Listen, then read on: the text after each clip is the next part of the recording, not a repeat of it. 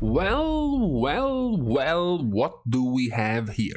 Today is reset day in EU after yesterday's reset in NA, and we find ourselves with a whole bunch of balance tuning fixes, primarily nerfs for a bunch of different dungeons, in particular to Azure Vaults and to Ruby Life Pools. This was quite unexpected because usually we get our nerfs and changes, our balance tuning, by the time we have our NA reset. Instead, this one was delayed a little bit, so it was sort of a surprise. But many of these changes are going to be long awaited and very well welcomed. So let's go over all of the round of changes we have received in this new round of hotfixes to the dungeons. First in line is a very tiny minor change that you will learn to love because it's the Algetar Academy fix. I guess we can't call this a nerf because I don't think this was intended in the first place. In case you have missed it,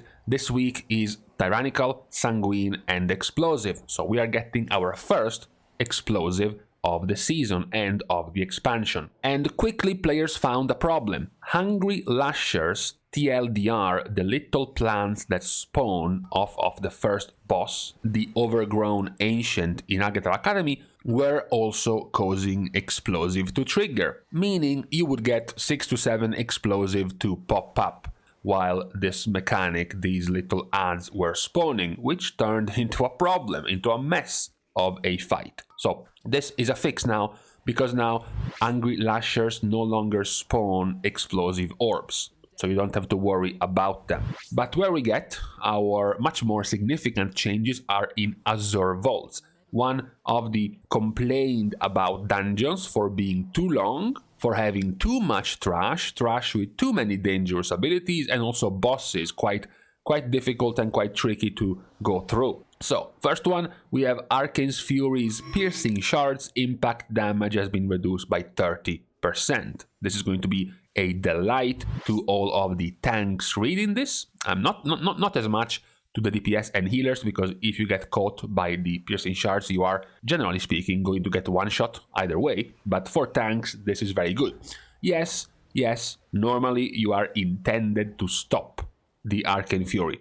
You have to stun him, disorient him, you have to grab him, knock him up, knock him back, whatever you can to stop him casting piercing shards. But the few times you were letting a piercing shard go through, it was very dangerous.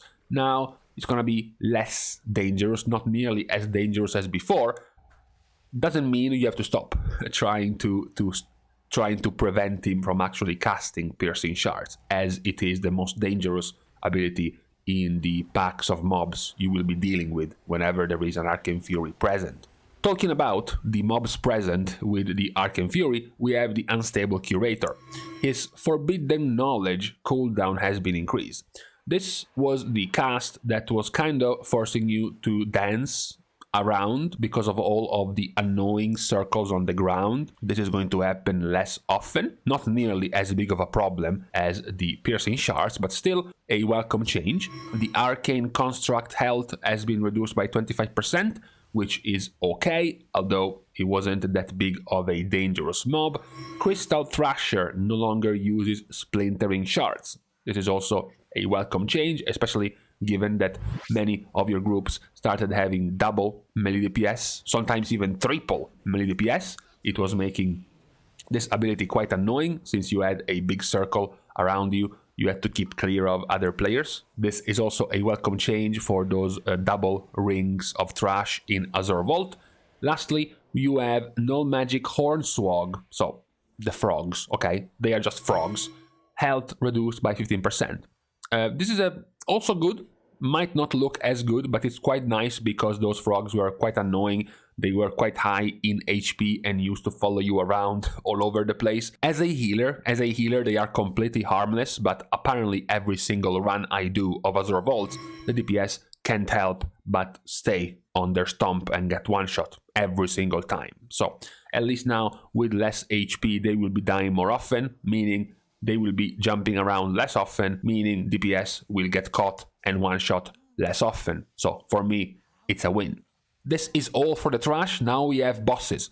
We have already seen the second boss Azure Blade nerfed like 3 times already. So for once, we actually don't have Azure Blade nerfed. For once now we have the third boss, which was left alone for very, very long, and it had one of the most annoying things, which looked like, at the very least, a bug or a non-intended interaction, which is actually getting fixed.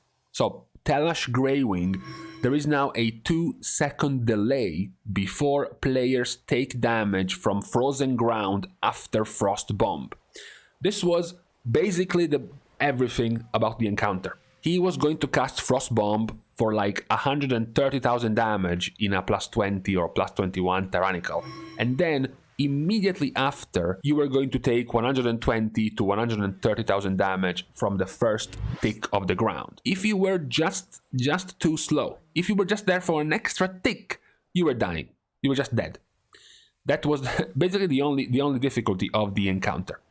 Now that you have a 2-second grace period, a 2-second, basically, let's call it immunity window, you would have to be griefing. You would have to be intentionally trying to deplete your ki if you still take damage from the Frost Bomb. Okay, take a weak aura. Okay, time your jump with your ending of the timer of the Frost Bomb. You jump away, and now you're not gonna take damage from frozen ground anymore. So the boss has been made significantly easier. Now, also, on top of this, it also has 10% less HP, so an extra nerf to the boss, which is always welcome. Now it looks like the only wall, the only stop, the only benchmark for this boss is going to be his detonate ability. He's gonna do 2 or 3 times during the encounter, because at tyrannical 23/24, it is going to start one-shotting characters. So that looks like the only problem now of the encounter. Talking about encounters, it's also nerfs to the last boss of Azure Vaults, because Umbral Skull is getting 15% less HP, which is significant, and also Oppressive Miasma now reduces the movement speed by 6% per stack instead of 7%. Yeah, I mean, it's still gonna be a very high slow, making it much harder to move around the room, at least not as much. But, you know, that's not the main star of the nerfs. I think the 15% less HP is going to be more relevant to this boss, going down deeper down this week on Tyrannical. So, very, very good nerfs to Azure Vaults, in particular to the never-ending trash of that place, and also to some of the more annoying trash mobs in the entire dungeon. The main star of the nerfs is going to be the Arcane's Fury Piercing Shards, definitely, when it comes to trash damage. Then we enter Ruby Life Pulse. Ruby Life Pulse was on the same level of Azure Vaults when it came to annoying trash mobs, dangerous trash mobs, and also a couple of bosses being a little bit unnerved in some of their more annoying parts, annoying mechanics. When it comes to trash, we start with the main star of the nerfs. Reduced the damage of Primalist Sindweaver's Cinderbolt by 50%. Ah, look at this. Look at this tooltip. How cute is this tooltip? So tiny, so small, it just does a little bit of damage. Well, this tooltip had a problem.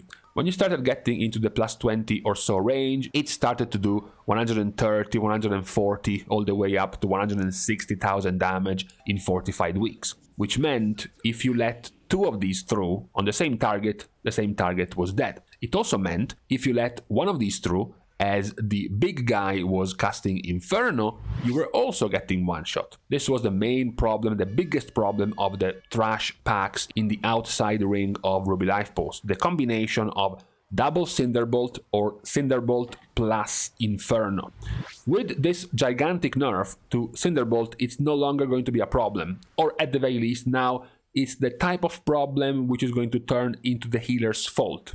Because if everyone is at full HP or close to full HP, this double Cinderbolt is now going to hit as much as a single Cinderbolt from before. So it shouldn't one-shot people anymore, provided you are healthy enough. So very, very big nerf to this ability. On to more significant nerfs, reduced the damage of Flame Gullet's Molten Blood by 25% and reduced the periodic damage of Thunderhead's Rolling Thunder by 30%. Now, generally speaking, looking at today's routes in Ruby Life Pools, the only one that matters is the one to the Thunderhead. So it's the one to the Storm Dragon.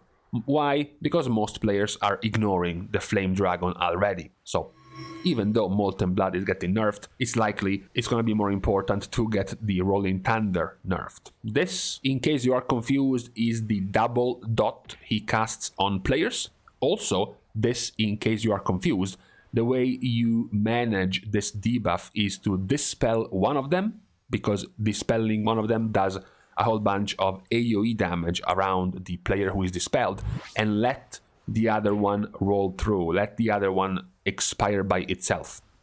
If you end up dispelling both of them at the same time, very often a couple of players would just die from the instant very high damage that it would cause.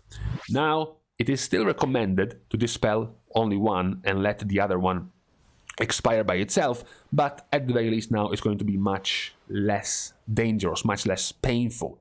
Perhaps it might even make going through this Storm Dragon not to require Bloodlust anymore, like you would normally in a fortified week.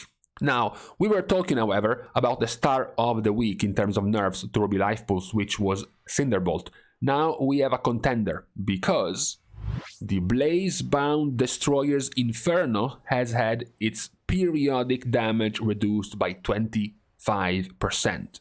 So, not the initial big hit, but the following dot, which was basically nearly as much of a problem, is also getting nerfed by 1/4. That is also a very big nerf to the trash and to the biggest, to the most important part of the trash, which is the ring outside of the first boss and before the second boss. So now, with the Cinderbolt nerfed by 50% and the Inferno Ticks nerfed by 25%, the trash mobs in Ruby Life Pools are way more manageable than before. So very good round of nerfs to this dungeon. We continue now to boss nerfs. We have one of the other type of fixes we saw with the Algetar Academy fix to the Hungry Lashers and Explosive. Now we have the same treatment to the Infused Whelps in the Melidrusa fight.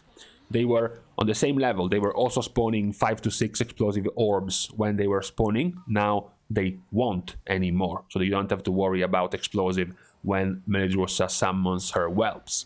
Which, again, it's more of a fix rather than a nerf, because I don't think it was intended in the first place. The bosses actually being nerfed are the second and the third boss. So Kokia Blazeuf has a change to its add, to its elemental. Now the Blaze-bound Firestorm Roaring Blaze has a 3-second cast time instead of a 2-second cast time. It's a reasonable nerf. This wasn't supposed to go off. It wasn't supposed to be casted anyways. I don't usually see this one being too big of a problem in groups, you know, the interrupting of this ability. So, okay. Fine, sort of a forgettable nerf. The much more relevant nerf is the nerf to the last boss, or I should say the last bosses, Kairaka and Urkat Stormvein. Reduced the periodic damage of Inferno Core by 20%, the star of the boss. The one that does the most damage, the one that when you have multiples of them being casted at the same time, it makes it a nightmare for the healer to try to make everyone survive. Very often they just have to pick one of the 2 or 3 players being hit by Inferno Core and decide who gets to survive. Now the damage is reduced by 20%, which makes it more manageable to live through. Also reduced the damage of Urkat Stormvein's Interrupting Cloudburst by 30%.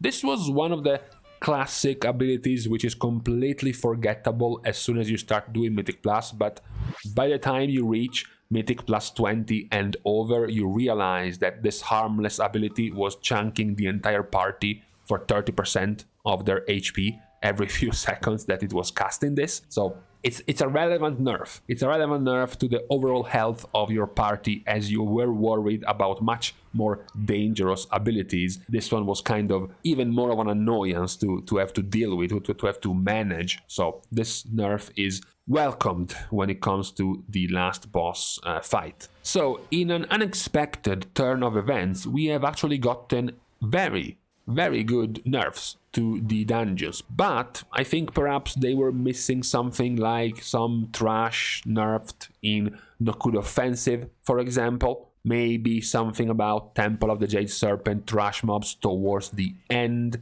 However, I think this is a very good round of nerfs. Perhaps the best package of changes we have seen to dungeons to date in terms of what they hit specifically. I think it's all very good overall. So, with this being said, of course, we have to say our goodbyes quickly because I have to go and do some Mythic Plus after all of these nerfs, of course. So, I'm going to thank all of my Patreon supporters for supporting and contributing to the growth of this channel, and also you can support still in other ways that don't include having to spend money, like liking and commenting down below, as well as subscribing to the channel itself. You can also follow me on Twitter for more support, and also if you want to keep track of whenever I go live on my stream or whenever I have some communications to give out to all of my viewers, that's the best way to be at. And lastly, you can also find me as soon as I get a little bit better from this pain in my mouth, streaming on Twitch from 10 p.m. Central European Time, 1 p.m. Pacific, and 4 p.m. Eastern US time zones. With this out of the way, it's time to leave each other and go play some Mythic Plus. Thank you guys again for watching. See you guys soon, and in the meantime, no, but for real, we are getting much better. I think that in a couple of days, it's time to go and start grinding some streams again. I'm confident about it.